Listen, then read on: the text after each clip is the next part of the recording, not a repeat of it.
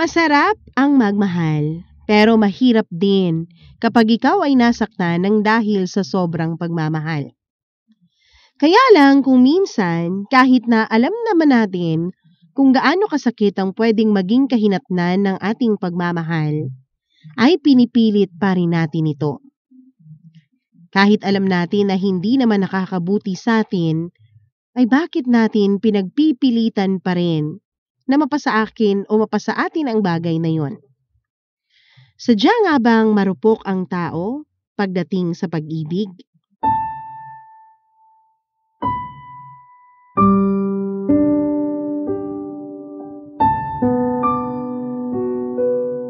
Dear Mama Mia, tawagin niyo na lamang ako sa pangalang Kara.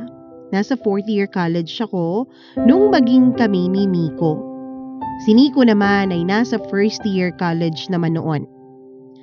Gaya ng mga bagong relasyon, Mama Mia, masayang-masaya kami at inspirasyon namin ang isa't isa sa pag-aaral.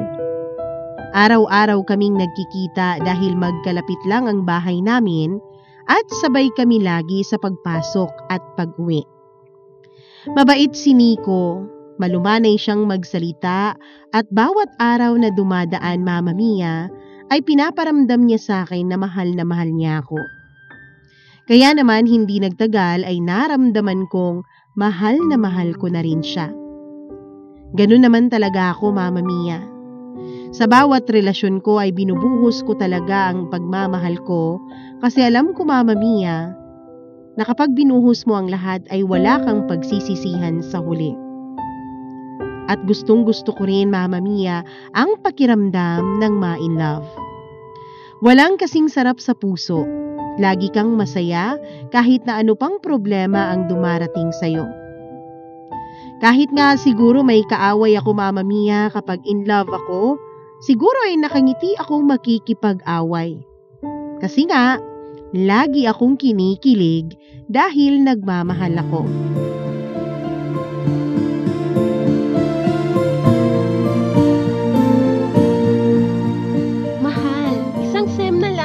Graduate na ako! Nakaka-excite, no? Oo nga, mahal. Ako, 3 taon pa. Medyo matagal pa yon. Pero, mahal, hintayin mo ko ha. Pagka-graduate ko, sabay tayo magtatrabaho noon.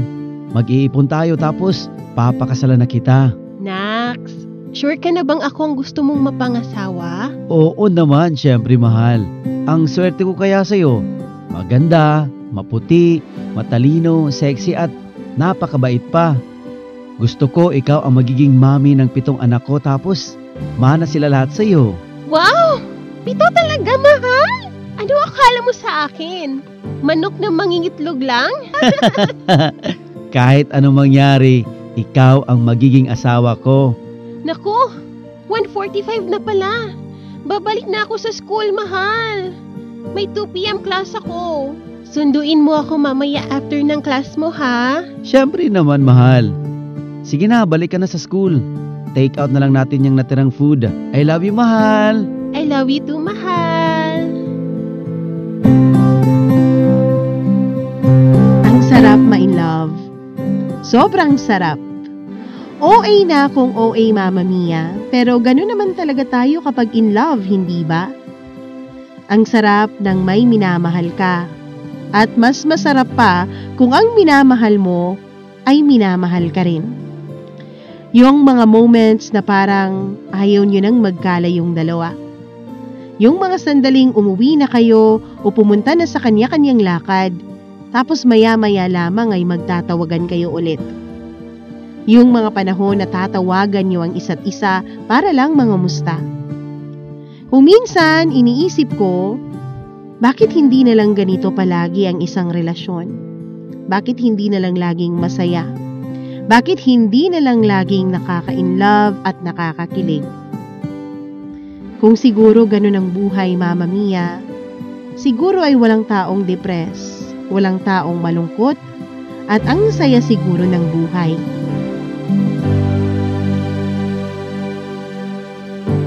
Mahal, thank you ha. Thank you saan, mahal? Sa pagmamahal mo, ang saya-saya ko talaga sa'yo. Sana habang buhay tayong ganito, Mahal na mahal kita. Siyempre naman mahal, lampas pa sa habang buhay kung gusto mo. Mahal na mahal din kita at hindi tayo maghiwalay.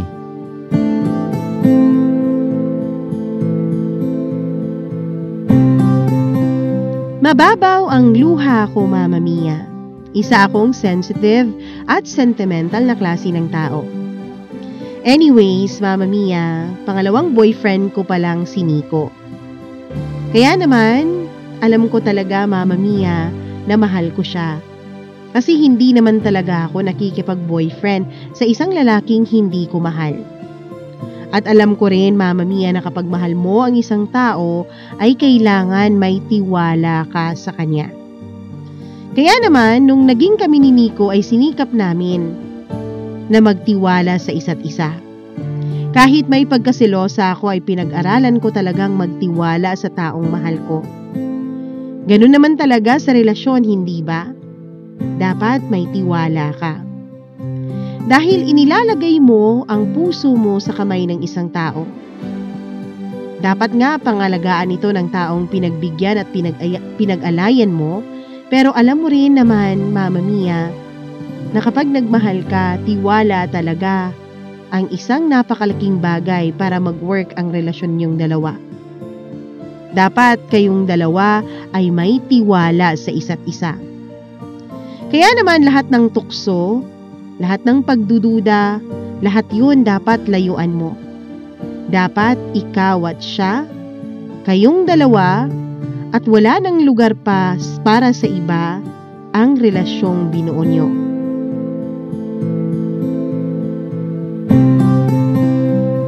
Mahal, dibu ni Aika sa Sabado. Pupunta ako ha. Si Aika?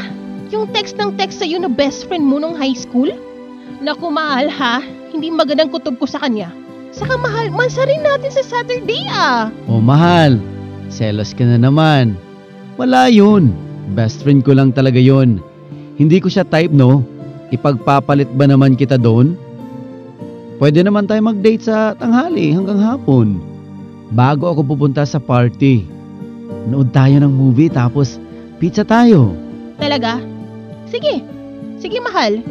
Hindi naman ako magsiselos dun kay Aika. Mas maganda naman ako dun, no? Kaya nga, mahal.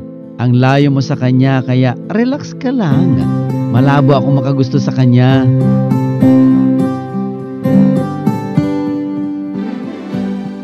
Dumaan pa ang mga araw, Mama Mia, mga linggo at mga buwan. Habang tumatagal, napapansin kong dumadalang na rin ang pagkikita naming dalawa ni Nico. Lagi siyang may dahilan kapag kailangan ko siya. Unti-unti kong napapansin na parang palagi siyang busy. Sinusuportahan ko naman siya sa kahit anong gagawin niya sa buhay niya. Pero nitong mga nakaraang araw ay parang masyado naman yata siyang busy. Hindi ko maintindihan pero pinipilit kong pag-aralan.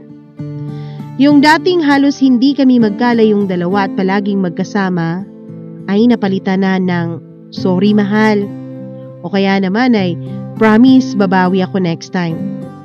Pati ang mga salitang ano kasi, ganito kasi. Mama Mia, hindi ko akalain na darating kami sa punto ng relasyon namin ni Nico na magsusorry siya sa akin dahil hindi na siya available para sa aming relasyon. Mahal, sorry hindi kita masasamahan sa dentist. Nangako ako kay Aika na pupuntahan ko siya mamaya.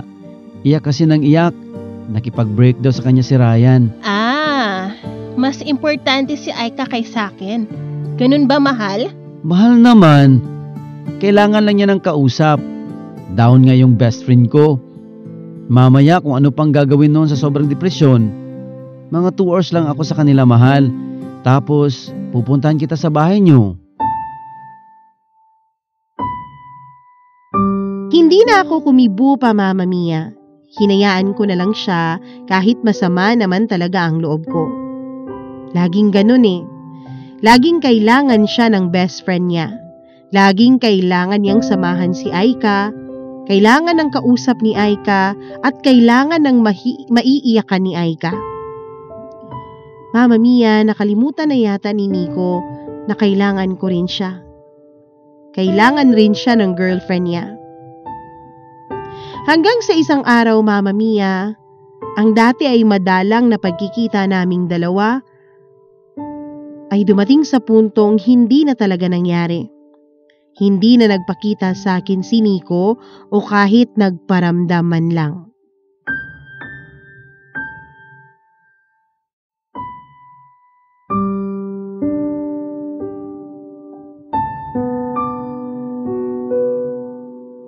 Bakit kaya hindi pa dumarating si Nico? 6:30 na. Wala pa siya. Ang pinakalit niyang sundo sa akin sa bahay, 6:15. Ate, hindi ka ba papasok? 7:30 ang klase mo, di ba? Hindi ka ba dadaanan ni Nico? Nagtataka nga rin ako eh. Di naman nalilit sa pagsundo yun. Tinext ko na, pero hindi nag-send ang text ko. Check operator services na ako. Text mo naman siya, Angel. Eto ate gamitin mo muna phone ko. Ikaw na mag-text sa kanya. Okay na, na-text ko na. Mauuna na lang ako. Pag nag-reply siya, pakisabi na lang magkita kami mamayang break time sa lagi naming kinakainan. Sige, sabihin ko na lang, te. Ingat ka. Bye-bye.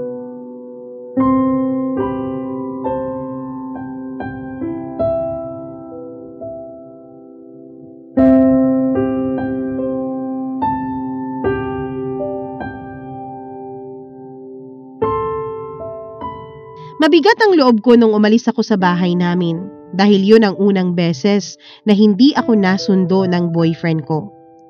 Hindi rin siya nagte-text sa akin maghapon. Hinayaan ko na lang siya, Mama Mia, hanggang sa ang isang araw na yon ay umabot na pala ng 2 linggo. 2 linggo ng paghihintay, pagkabalisa at hindi ko maintindihan ang mga dahilan. Sabi ng iba kapag ginawa sa'yo ng minsan, ay pwede pang gawin ng paulit-ulit. Pero sabi ko sa sarili ko ay hindi naman siguro. Mama Mia, pinagtatanggol ko si Nico sa sarili ko. Sa kaloob-looban ko, Mama Mia, alam kong meron ng pagdududa pero winawaglit ko yun sa isip ko dahil alam kong mahal ko si Nico.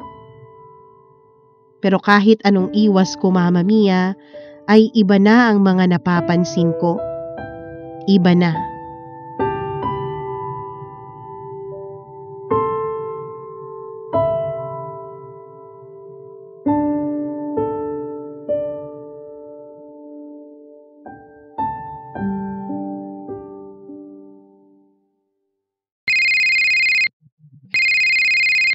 Hello, mahal. Pwede ba kayong makita ni Angel sa Recto bukas? May papaabot lang ako sa kanyang sulat para sa'yo. Sige. Mga 1 p.m. Anong sulat yon? Basta mahal, pumunta ka ha. Miss na kita, mahal. Bye. Teka, mahal.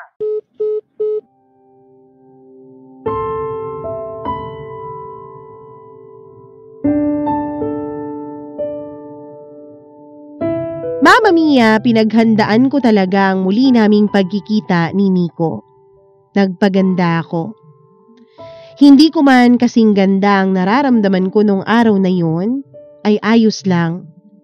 Ang gusto ko lang naman ay maging maganda ako sa alaala ni Nico nang huli naming pagkikitang dalawa. Buo na kasi ang loob kong makipaghiwalay sa kanya. Sa totoo lang, kahit maisip ko pa lang na wala na kami mamaya, ay labis na akong nasasaktan. Pagkapasok ko ng fast food ay natanaw ko na kaagad si Nico. At napakagwapo niya. Suot niya ang paborito kong black shirt niya na may kwelyo. Bagong gupit pa at napakalinis ng pagkakaahit niya. Sandali, pinaghandaan rin ba ni Nico ang huli naming pagkikitang dalawa?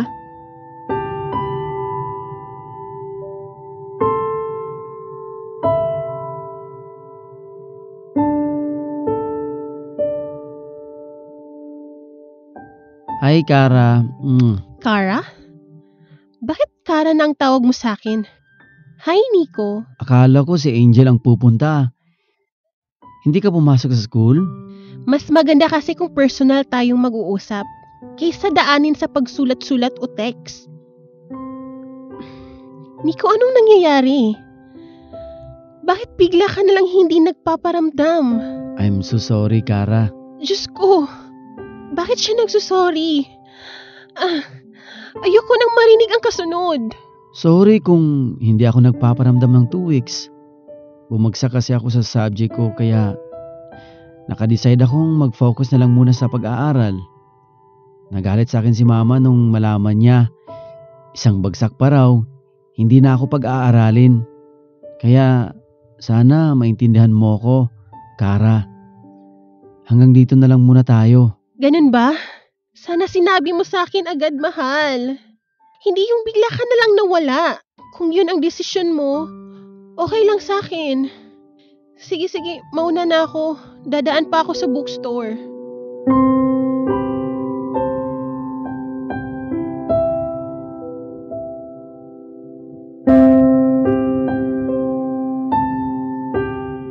Ramdam na ramdam ko, Mama Mia, na nadurog ang puso ko ng 1,000,000 peraso nung araw na yon. Hindi na ako nagmakaawa pa kay Nico dahil nga may pride ako. Kahit na para sa akin ay mababaw ang dahilan niya. Kung ayaw na niya, wag. Naglakad ako ng naglakad hanggang sa kaya kong lakarin nang biglang bumuhos ang malakas na ulan. Kaya sumilong muna ako, Mama Mia. Pati siguro langit ay lumuluha para sa akin. Sa tabi ng kinatatayuan ko ay isang maliit na pwesto na nagtitinda ng mga CDs. Biglang pinatugtog ang kantang ayoko nang marinig ng mga sandaling yon. Ang kantang may linyang, "Heto ako, basang-basa sa ulan, walang masisilungan, walang malalapitan. Sana'y may luha pa akong mailuluha." Mama Mia, hindi ko alam kung anong uunahin kong punasan. Kung ang luha ko ba? O ang sarili ko na basang-basa na sa ulan? Buti na lang at umulan ng malakas. At least hindi masyadong nakakahiya makita man ng mga tao na basa ang mukha ko. Umuwi na ako matapos kong magdrama sa kalye. Hindi ko nga alam kung papaano ako nakauwi dahil wala akong ibang nasa isip noon kundi si Nico. Mama Mia, natapos ang semester at nakagraduate na ako. Wala na akong narinig tungkol kay Nico. At matagal din bago ako tuluyang nakamove on sa kanya. Nakahanap na ako ng trabaho sa isang tindahan ng mga cellphones at doon ay nakilala ko si George. Mabilis ang mga pangyayari sa aming dalawa, Mama Mia. Nagkakilala, nagkasama sa trabaho, nagkagustuhan, hanggang sa nagsama na kami at nagkaroon ng 2 anak. Ayaw ng pamilya ko kay George, Mama Mia, pero wala silang nagawa. Nagpakasal kaming 2 nang hindi alam ng pamilya ko. In love na naman ang lola mo, Mama Mia.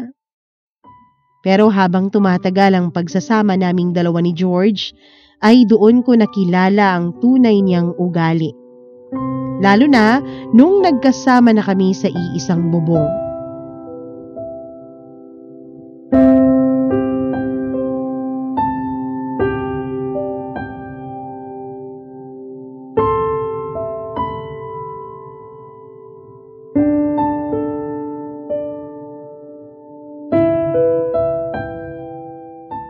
Ano ba yan, Han?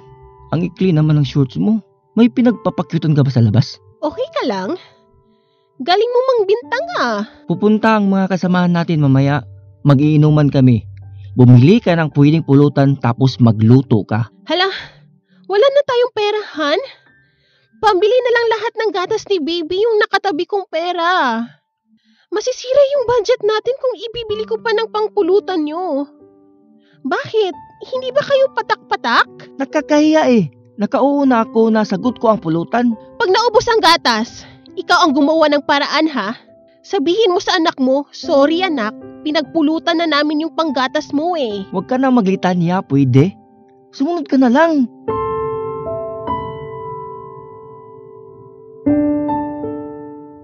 Marami kaming pinag-awayang maliliit na bagay na kung pagsasama-samahing lahat ay malaki na rin. Tumagal ng 3 taon ang pagsasama namin bago kami nagdesisyong maghiwalay na. Bumalik ako sa pamilya ko at tinanggap naman nila ako ulit. Kami ng mga anak ko, Mama Mia. Isang araw ay nag-open ako ng Facebook at may nakita ako na ilang friend request. Nung tiningnan ko ay nakita ko ang buong pangalan ni Nico na nag-add sa akin. Nanlaki ang mga mata ko, Mama Mia. Si Nico. Inaccept ko siya at nagkumustahan kaming dalawa sa Messenger. Single pa pala siya. Matagal na raw niyang alam na nag-asawa na ako dahil isa lang ang set ng barkada namin. Araw-araw na kaming magka-chat simula nung inad niya ako, Mama Mia. At isang araw, nagdesisyon kaming magkita sa birthday celebration ng isang barkada namin na ginanap sa isang bar.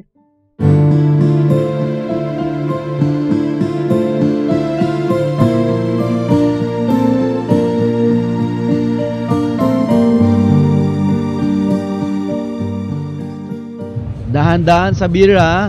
Baka malasing ka na naman. Nax, concerned pa rin. Kaya nga umiinom para malasing eh. Saka, nandyan ka naman ah. Eh di alagaan mo ko pag nalasing ako. Last battle na yan ha. Tama na. Huwag ganyan, Nico. Baka umasa na naman ako. Usap tayo sa kabilang table. May sasabihin ako sa'yo. Ano ba yung sasabihin mo? Gusto ko lang sanang humingi ng tawad sa nangyari sa atin dati. Alam kong nasaktan kita, Kara. Ang dami kong gustong itanong sa'yo noon. Pero walang lumalabas sa bibig ko. Bakit mo ako iniwan ng ganun lang? Patawarin mo sana ako, Kara. Ang totoo niyan, naduwag akong sabihin sa'yo ang totoo. Naging masyado kaming malapit ni Aika noon. Akala ko in love ako sa kanya.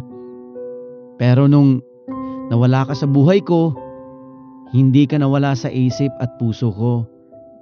Ikaw pa rin, Kara, hanggang ngayon. Hindi ko alam kung anong isasagot ko sa'yo.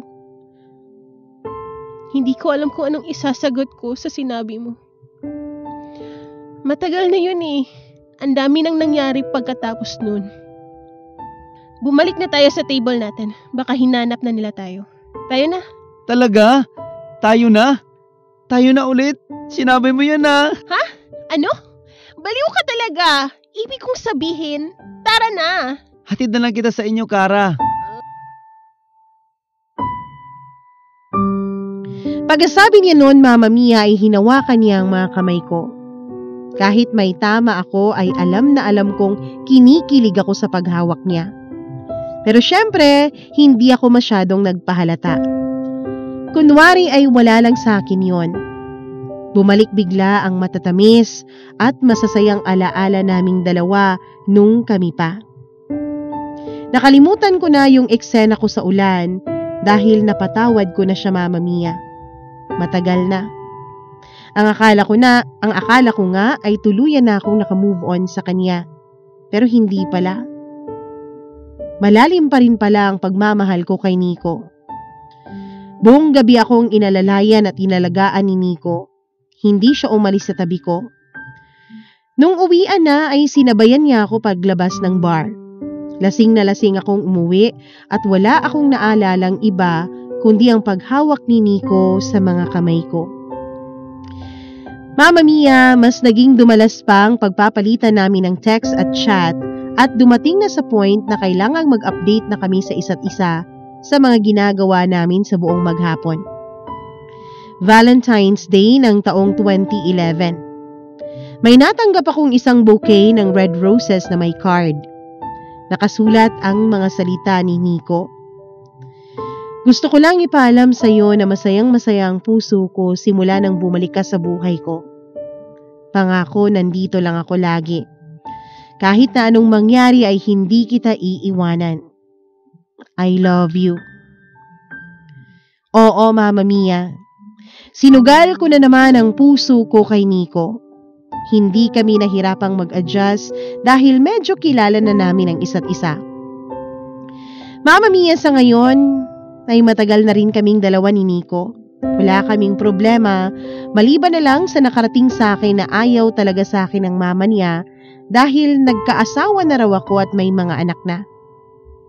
Gusto niyang layuan ko si Nico. Masakit pero hindi ko rin naman siya masisisi. Mama Mia, kasal kami ni George kaya hindi kami pwedeng magpakasal ni Nico hanggat hindi na pawalang bisa ang kasal namin ni George o hanggat nabubuhay pa ang isa sa aming dalawa. Mama Mia, siguro kaya gano'n na lang ang pagkadisgusto sa akin ng mama ni Nico ay dahil nga hindi ko maibigay ang buong sarili ko kay Nico. Dahil kasal na ako kay George. Pero Mama Mia, wala na ba talagang karapatang magmahal ang isang babaeng hiwalay na sa kaniyang asawa? Ano ba ang problema doon? At least ako, alam ko na kung paano magpatakbo ng isang relasyon. Alam ko kung paano mag-asikaso ng asawa at mga anak. Ngayon ay para akong nakatapak sa isang malambot na lupa na anumang oras ay maaari akong lumubog.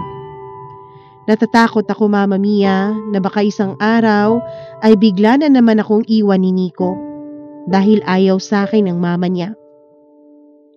Uunahan ko na ba siya sa paglayo o hihintayin kong manggaling sa kanya? Mama Mia, malupit ang lipunan sa katulad kong single mother at hiwalay sa asawa. Sana naman huwag ganon. May puso rin naman kami na marunong magmahal at marunong masaktan. Ngayon ay nagmamahal ako at maaaring bukas ay masasaktan na naman. Mama Mia, buwan pa naman ng Oktubre. Malapit na ang tag-ulan. Salamat sa pagbasa mo ng liham ko, Mama Mia. At pakiusap ko ay sana isama ako ng mga nakikinig ngayon sa iyong programa sa kanilang mga dasal. Sana ipagdasal nila na magtutuloy-tuloy na ang pagiging masaya ko kasama ng mga anak ko at ni Nico. Lubos na gumagalang, Kara.